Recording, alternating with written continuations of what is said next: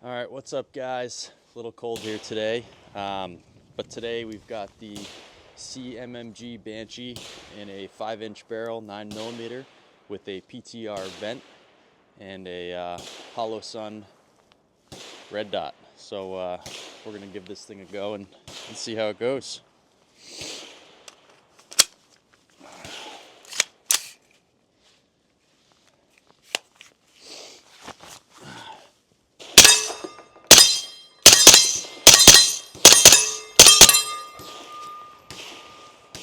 Oh, that's fun. All right, here we go. Oh, safety on. Got a little jam.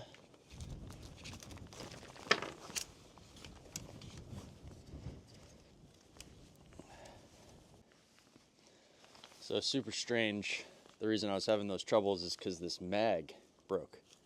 I don't know if it's because it's cold, but you can see that rib right there is missing, and it just kept double feeding and then not ejecting.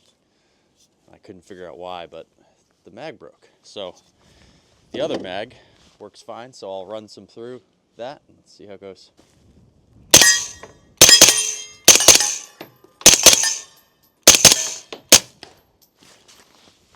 Whew. Damn. That PTR vent can is quiet.